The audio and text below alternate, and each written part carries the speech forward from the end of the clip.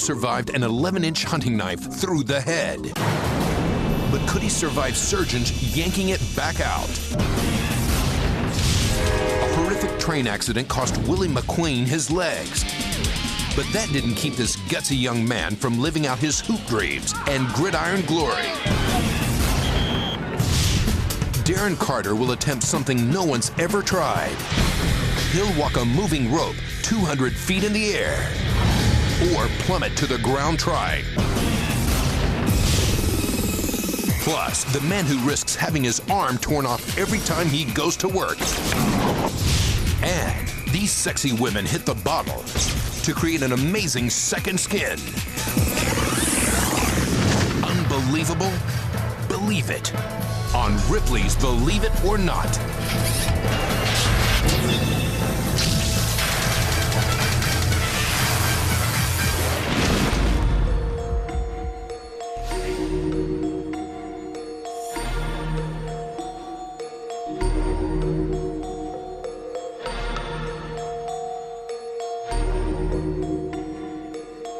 Welcome to Ripley's Believe It or Not.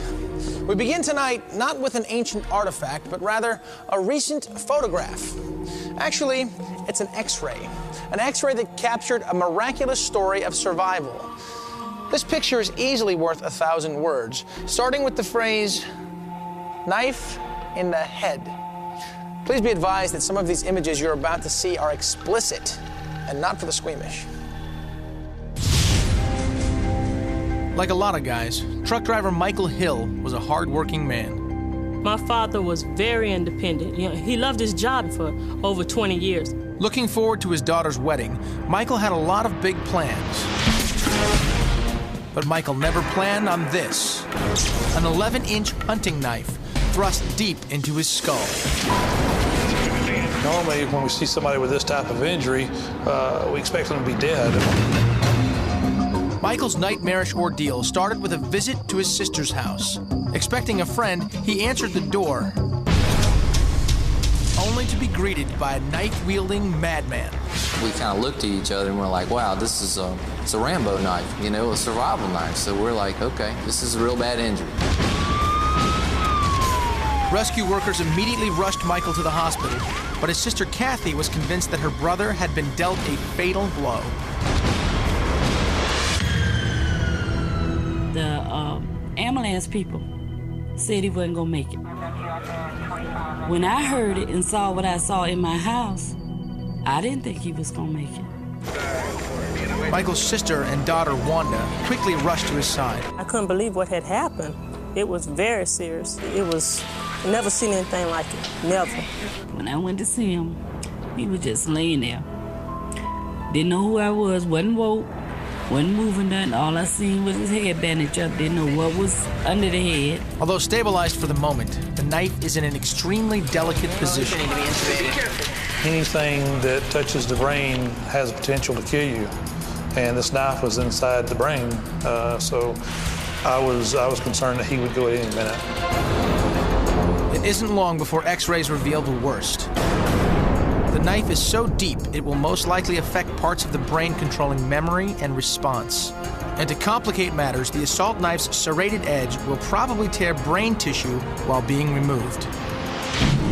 Be able to move his head? Can he move his head? Doctors waste no time. Watching this actual footage, we can see Michael's head being shaved, sterilized, and prepped for immediate surgery. They didn't know if he was gonna make it. It was a 24-hour wait to see. If he does live, will he be paralyzed? Will he be brain damaged? The surgery is dangerous and Michael will lose blood quickly. And it's all complicated by the fact that the knife is tightly held in place by bone. Doctors must first remove several pieces of Michael's skull. With the bone segments removed, the first critical incision can be made. The surgeon examines the position of the knife carefully. Success of the surgery comes down to this critical moment. One quick move will determine whether Michael lives or dies. Unbelievably, the knife dislodges smoothly. But Michael isn't out of danger yet. there's still no way to predict the amount of brain damage he will suffer. A foreign object in the head could affect your brain to the point where it could be doing anything to your state of consciousness. For the next several days, Michael is monitored closely. Then, miraculously, the man with an 11-inch knife in his brain opens his eyes. I recall the paramedics saying he won't make it, and then at that point I blanked out, and then when I came to 7 days later, I was in the hospital. We were all, excited that he was alive and just amazed. Today, for the first time, Michael Hill is taking into his hands the knife that almost took his life. One look at the horrifying weapon sends a chill through Michael's body. I've never seen a knife at all to this day. I mean, goodness. I just don't understand what would make that guy do that. That's one of the haunting things, and it still haunts me all the time. Why? And although Michael may never know why, he says he has made his peace, even with the man now in prison for assaulting him. Except for some occasional headaches, he is fully recovered, and he realizes he's cheated death by mere millimeters. Are you ready to go to work this morning, aren't you? Yes, ma'am. These days, Michael contributes his time to the Justice Coalition, a local advocacy group helping other innocent victims of violent crimes. And recently, Michael was even able to take that walk down the aisle to give away his beloved daughter, Wanda. He was talking to me. He told me, I'm here for you. And that made me very proud and happy. I know that I have my health. I'm just grateful, and I wish that people can understand that you need to be closer to your family, and that love will grow.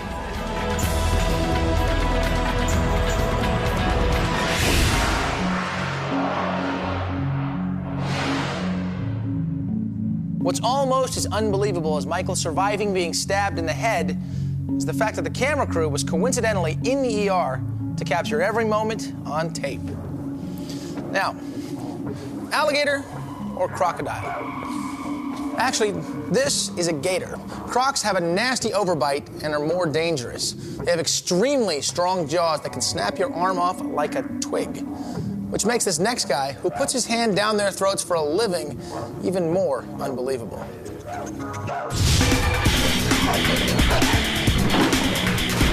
They are mysterious primordial beasts, virtually unchanged for millions of years. But now one daring doctor is revealing their secrets while helping them survive.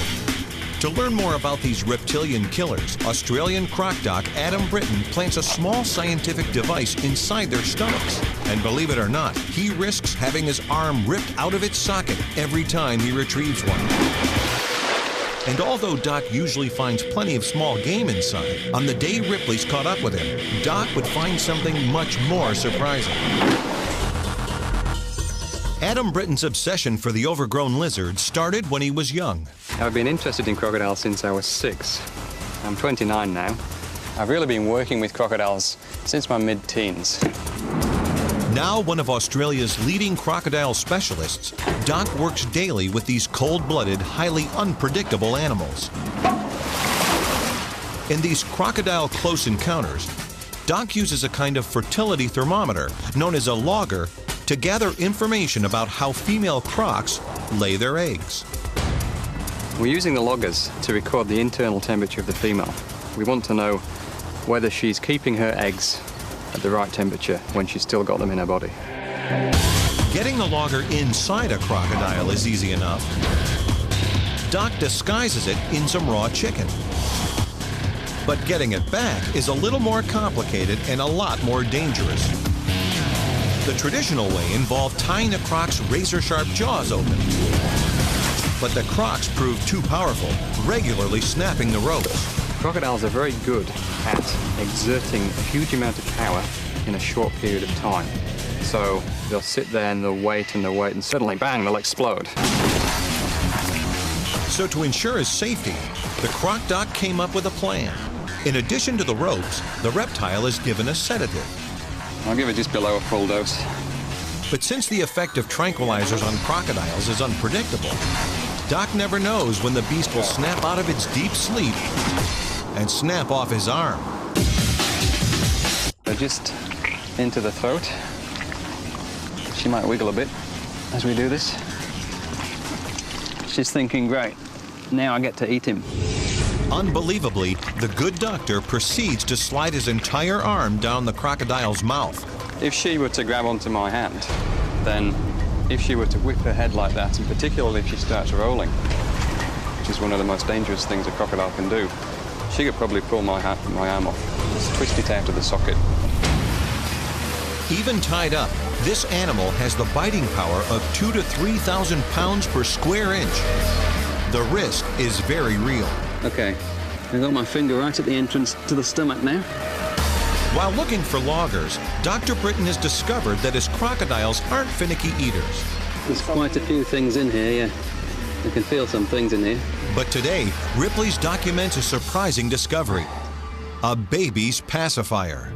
Unbelievable. Well, look at that. Well, I think that's a record. I don't think I've ever found one of those before. Despite how it may appear, Doc assures us there's no baby attached to that pacifier. It most likely was dropped by a visitor leaning over the ledge to get a closer look. So we sometimes pull some interesting things out. After several attempts, Dr. Britton finally locates the logger. Yes. Hey, success. The doctor, having cheated fate another time, takes the prized logger to his office, connects it to a computer, then analyzes the results. What we're seeing here is all the temperature information which has been downloaded from the data logger. And although making the world a better place for crocodiles means putting himself in constant danger, Dr. Britton wouldn't have it any other way. Because being the Croc Doc lets him get up close and personal with the animals he loves. I think when you're obsessed by crocodiles, you want to get close to them.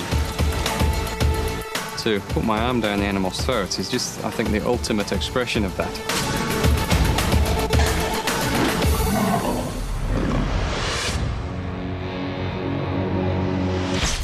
Did you happen to notice those teeth? Crocodiles continually shed their pearly, razor-sharp smile, which means that they never, ever have a cavity. We'll be right back.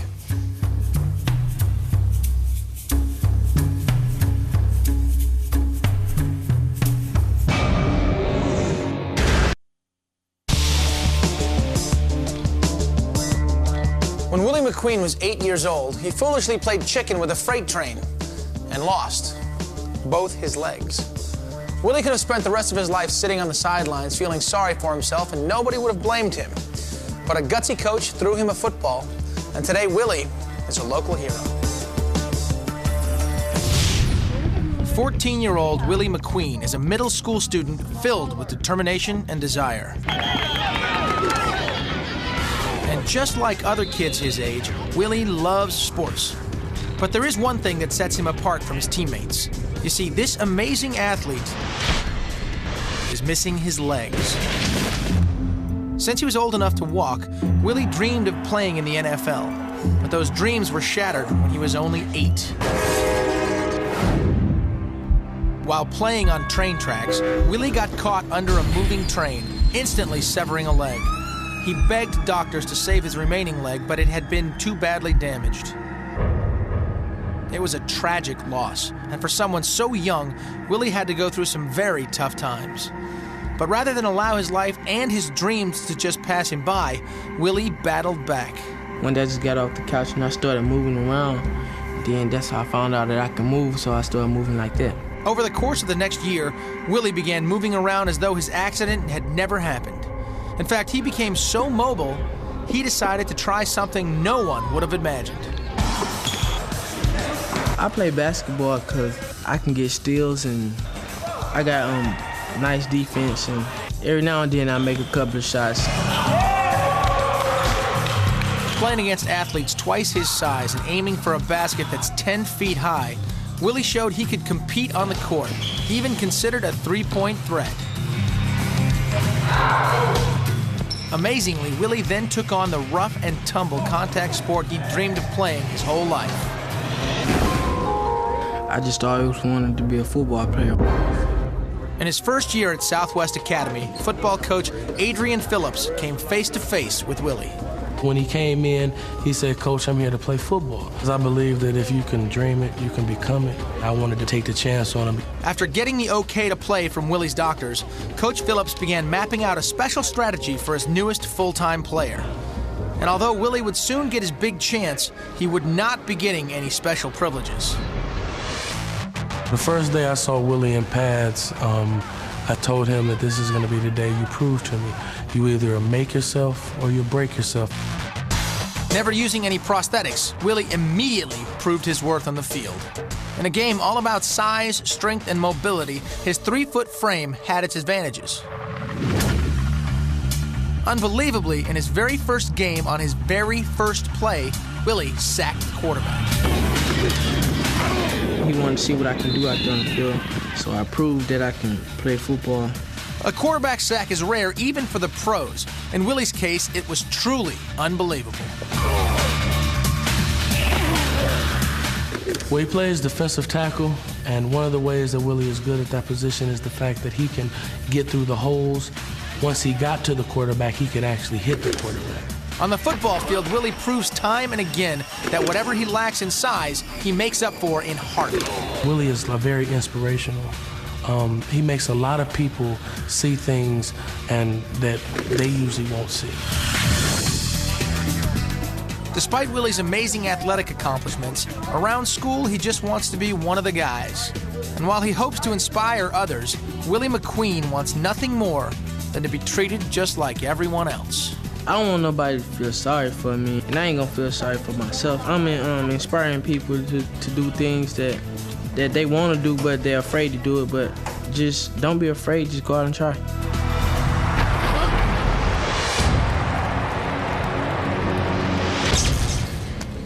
That is one tough kid.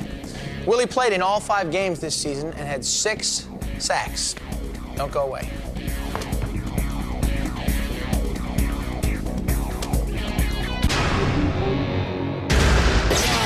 Next, the motorcycle daredevil out to try the impossible. Can he pull off a 360-degree backflip without breaking his neck? If you mess up from that high, you're really gonna get hurt.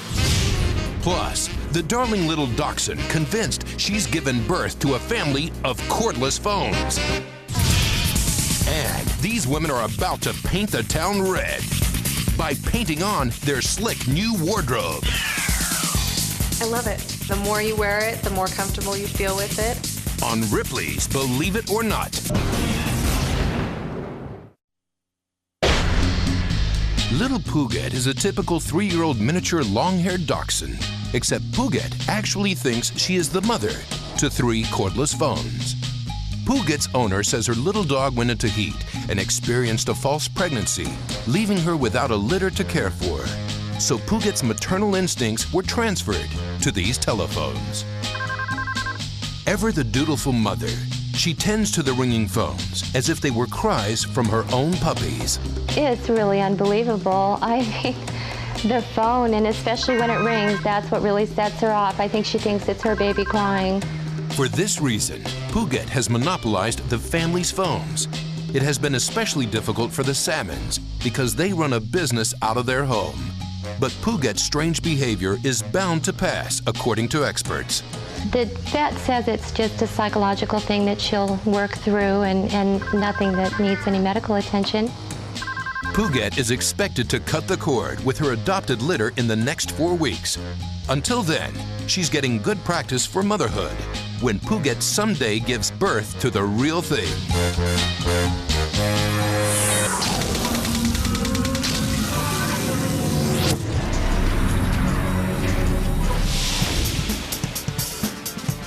Carey Hart is considered off the hook in the world of motocross and extreme game competitions.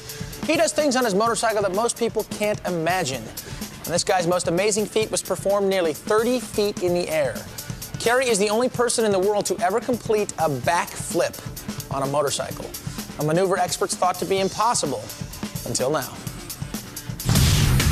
In the world of freestyle motocross, few riders have created as many breathtaking, death-defying moves as wildman Carey Hart. But what really sets this thrill seeker apart from the crowd is his passion for attempting the impossible. In this case, a full 360-degree backward flip, a move no one's ever completed successfully. If you mess up from that high, you're really going to get hurt. Las Vegas resident Kerry Hart started riding motorcycles almost as soon as he could walk. He was already racing them by the age of 4. His bravado quickly launched him to the top of the amateur supercross circuit. But at the age of 15, the odds caught up with Kerry. While preparing for his final amateur race, a crippling accident almost cost him his life. I came over the hill and just jumped right in the back of the tractor, hit the tractor, and broke both of my thighs in 6 places, my shin bone, my wrist. The bone came out, and I almost bled to death. It was a pretty bad deal. It was touch and go throughout the surgery. After a tense 13 hours, the doctors finally had some good news. Kerry would live. The bad news, he would be lucky if he ever walked again. But Kerry had other ideas. I mean, there's definitely no doubt in my mind, as long as I can get up and walk, I'll be back on my bike. Kerry made what many consider a miraculous recovery, and within 3 months, the strong-willed teen was back on his bike and winning races. After turning pro, Kerry began to floor the freestyle motocross world with some truly amazing moves. I was the first guy to do a Superman seat grab, which is the trick where you come off a jump, grab the seat, kick your feet out like in a Superman position, flat position. This trick proved so remarkable, his competitors coin it the heart attack. Kerry quickly tops that with a maneuver dubbed the double heart attack, a mid-air handstand on the seat of his bike. Still, the young star remains unsatisfied, longing to fulfill his lifelong dream, completing a virtually impossible 360-degree full backflip. Truthfully, I don't think there's a whole lot of people that really thought I was going to do it. I mean, like I said, I talked about it for a while, and when it came up, it was always like, oh yeah, okay, sure, cool, right on. But it's just one of those things I had to do for myself. I had to prove to myself that I could do it. After careful consideration, the unstoppable showman decides to go for it.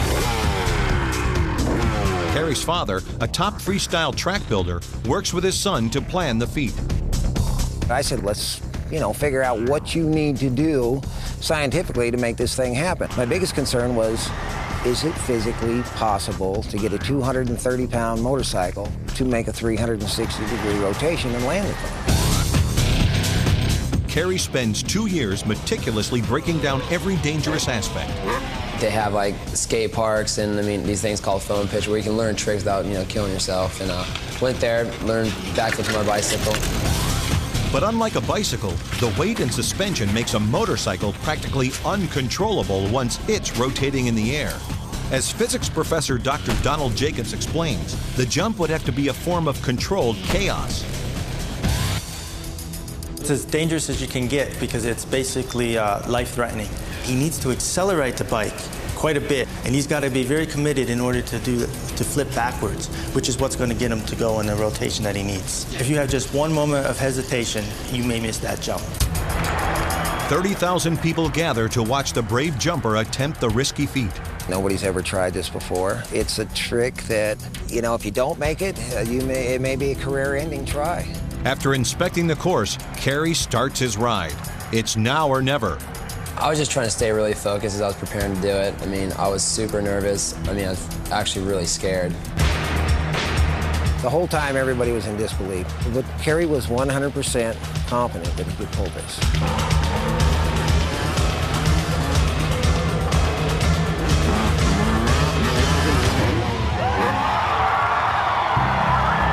After rocketing away from the ramp, Kerry flies 35 feet into the air.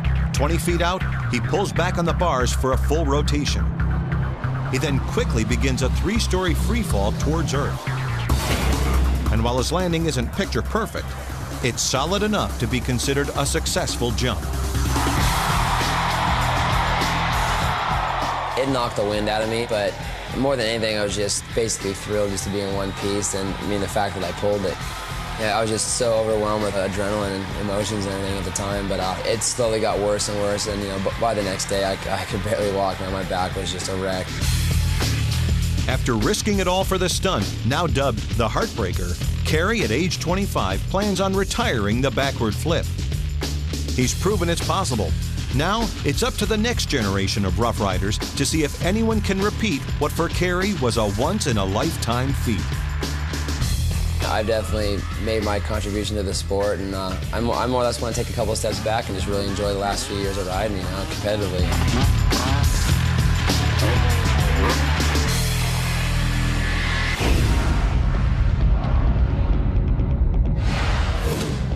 Carey is so popular amongst kids that he joins the likes of Michael Jordan and Britney Spears with his own action figure.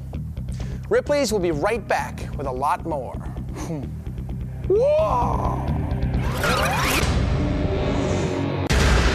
Next, the skin-tight outfit that pours straight out of the bottle and onto your body. It's tight, but yet you don't have to worry about feeling constricted. It's like a second skin. Plus, Darren Carter prepares to walk a rubber band-like rope 200 feet high. One mistake and it's... The walk so dangerous, one slip could kill him. It's all ahead in tonight's Ripley's Challenge.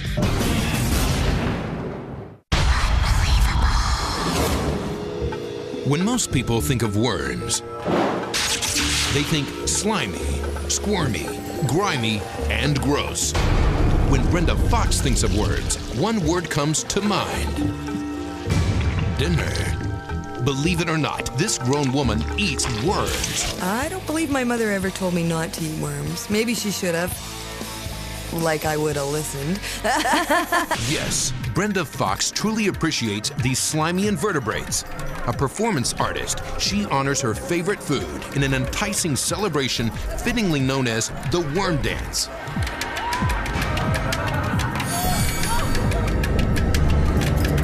It is an act in which she lures unsuspecting audience members to share these grotesque grubs. Oh, we've had people pass out during performances, actually throw up. I guess it's kind of like a standing ovation when they throw up. After the shock and disgust wear off, most people eventually ask, what do worms taste like? And believe it or not, Worms don't taste like chicken. They taste like raw meat, a little bit bitter, but not completely unpleasant. the worms are perfectly safe to eat. Still, dining habits like these can help but get Brenda noticed even when she isn't on stage. Excuse me, can you pass this down to that lady right there?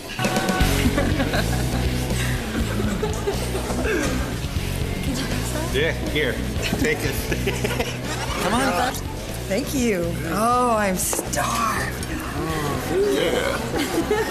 Is it crunchy? No.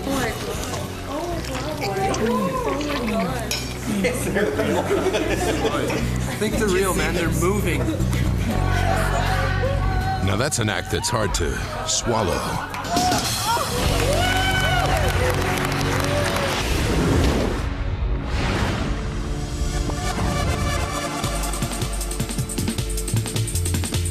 There is a new designer on the fashion scene who has solved wardrobe storage issues once and for all. That's because his entire clothing collection comes out of a bottle. Oh, yeah. It's shiny, slick, and sexy, and it's the latest in extreme fashion. But you won't find this shockingly chic clothing line hanging on any rack, because believe it or not, these skin-tight creations are literally poured from a bottle. Jerry Pena and Jana Galbstein run one of the country's funkiest fashion businesses. For years, these two young designers experimented with unusual materials before discovering the wonders of liquid latex. This non-toxic concoction allows the skin to breathe, covering flesh with a thin layer of color. The clothing is a bold statement for those who dare to go almost bare. When you wear it out, it has a sort of a sexy, sensual feeling because it's almost like wearing nothing at all. But you know that you're actually covered in a thin layer of latex, and the feeling can be very sexy, it can be fun, it's very attention-getting. It's really fun. The more you wear it, you have the comfort and ease as if you were walking around naked, but yet you are wearing something. A liquid latex night on the town begins with a quick moisturizing rub down. This prevents the latex from sticking to the skin. It's really cold to the skin, but once it's actually on the skin, it feels like it's blending in. Several quick-drying coats are needed to create a single sheet of rubber, taking about 1 hour. The wearer can use the 18 available colors in any combination to be assured of a one-of-a-kind outfit. With liquid latex, you can have your own original design painted on, whereas you won't run into anybody else in a club or anywhere else on the street wearing the same exact outfit as you. Although you can only wear it once, that hasn't stopped admirers from getting creative with it, even accessorizing. You can do high fashion by seeing what's out there, seeing what the latest trends are, and painting your body in the liquid latex design that you like. And you can actually add on, say if you're going for a tight jacket with a fur collar look, you can attach that fur collar to the liquid latex. Liquid latex fashions have caught on with the club-going crowd because after an evening of tearing it up on the dance floor, you can tear off these disposable clothes and start planning your next outfit. And even if you feel you don't have the body to pull off this revealing new look, designers say liquid latex is a one-size-fits-everyone clothing line. We think everybody is a good candidate despite their shape, size, and form. It's an interactive product. We always say that Deviant liquid latex is as fun to paint on as it is to peel on.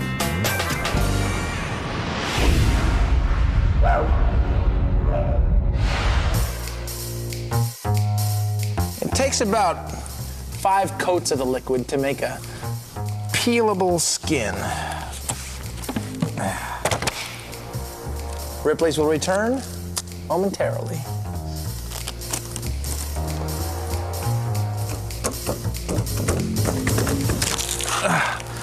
Stories you can't imagine. People you won't believe. Ripley's Believe It or Not. As spectacular as it can be, tightrope walking is sort of an old act. And most tightrope walkers have backup on their side, a net. Darren Carter is about to leave you speechless as he wobbles on a wire. But the nylon rope isn't tight. And although he is 15 stories above the pavement, there's no net. Darren Carter is about to attempt an 80-foot walk that could cost him his life. That's because this walk of death is 15 stories high. And believe it or not, the 1-inch nylon rope that he's walking on stretches like a rubber band. Am I slightly insane? You know, enough people have been telling me that. I don't think I'm broken, I'm just a little cracked. It's a thrill-seeking new rush called slacklining. Walking from point A to point B on a wobbly rope. And while Darren's made slackline walks before, this one will make history. For the first time ever, Darren will go without safety equipment, 200 feet above a city street. There will be no trick camera angles. This is all real.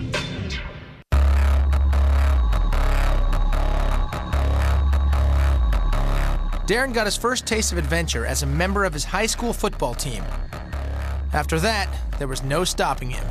Running the football makes you an adrenaline junkie. Having 11 guys try to slam you, I like the intensity, and so I started climbing after that. I've soloed El Cap, and I've climbed it with other people, and I progressed up until I started doing these high walks. And for the past 8 years, Darren's been pushing slacklining to the limit. The first of his high-risk, high-altitude walks were done using a tether rope to keep him from falling to the ground. But Darren now feels confident enough in his abilities to take his chances without a safety leash. I think I'm the best high walker right now. I can hold my own with anyone in the world doing this. Here in downtown Long Beach, California, Darren will become the first person to ever try slacklining between buildings without a safety line. A treacherous 80-foot gap, 15 stories high.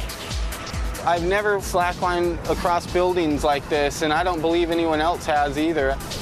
The danger involved becomes obvious during an earlier practice run. With the slackline tied between two trees, Darren loses his balance and falls to the ground. The sobering fall is still fresh in Darren's mind as his team begins to rig the building one day before the big event. It's an incredible feeling to hold your life in your hands like that. One mistake and... Undeterred, Darren begins his high-altitude practice walk attached to a safety line. Ironically, the same tether that's designed to save him has now become tangled, threatening to knock him off the rope. Darren slowly becomes more comfortable with the setup, fine-tuning and adjusting the line for wind and weight. We're gonna get all the bugs worked out of it and do a bunch of nuts and bolt stuff. But the weather is one thing Darren has no control over.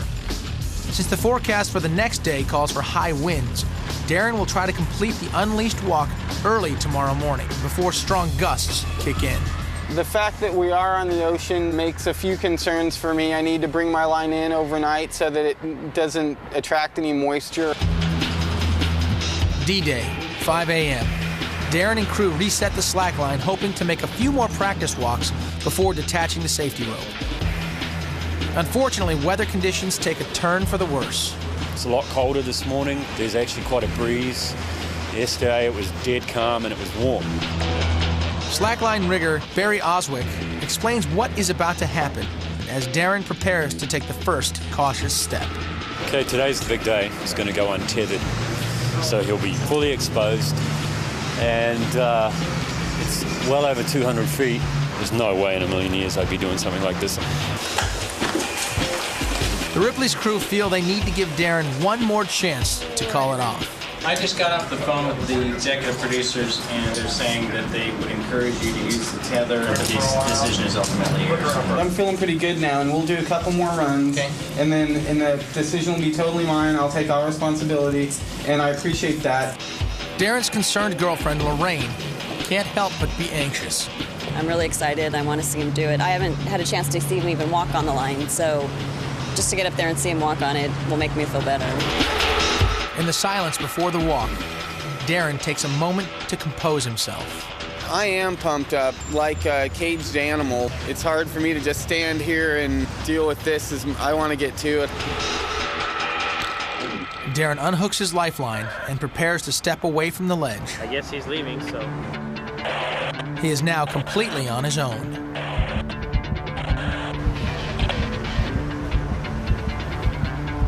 Yours is better. At 200 feet, Darren can't afford to lose focus for a split second.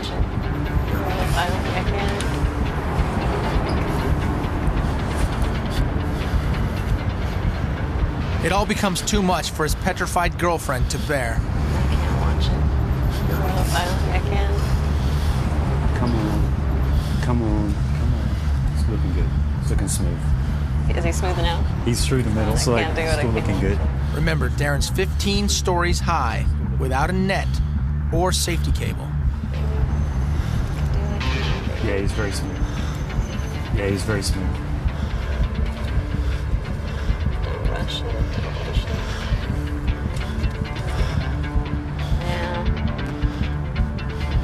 Legs shaking, Darren maintains control.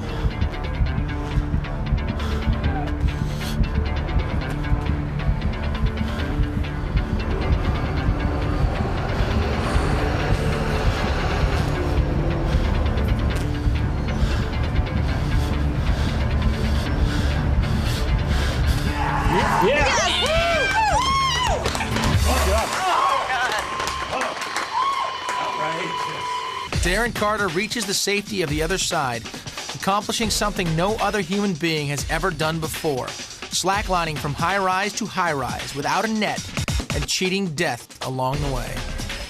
Hey, come here, bud. Darren gives his relieved girlfriend a well-deserved hug. as ugly as a stump. The beginning scared the crud out of me, and I couldn't watch. I had to get away. Watch again while Darren describes what was going through his head on the history-making, non-tethered walk. Wow, when it actually came time to do it, I just got out there. It just felt like a leashed one until I felt that wobble, and I thought, okay, Darren, get rid of this wobble because you're unleashed. That's the problem. What makes me feel good is that I fought through it. You know, it's not like being ah! Darren Carter has successfully completed his unbelievable walk. And for once, this thrill seeker isn't planning his next stunt. For now, Darren is content to merely be alive. Yeah! To be perfectly honest, I'm holding back tears. I promised myself I wouldn't cry on national TV. I think I'll save that for the family.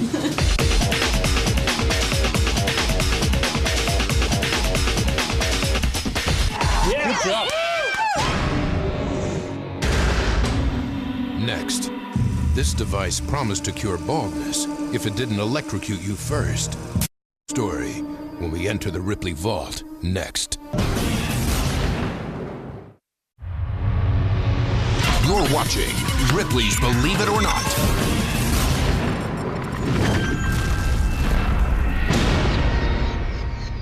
There have been few sciences more unscientific than medicine. From bleeding patients using leeches to drilling holes in human skulls to let evil spirits out. Now check this out. This was an over-the-counter item available through many catalogs in the 1880s. It was called a magneto-electric machine, and the idea was that you'd hook yourself up to your own personal electric shock treatment. Put your fingers in here, crank it up, and tingle your illness away. It was also supposed to cure baldness. According to the catalog description, the sensation of administering these electric shocks was declared to be not unpleasant. Unbelievable? Believe it.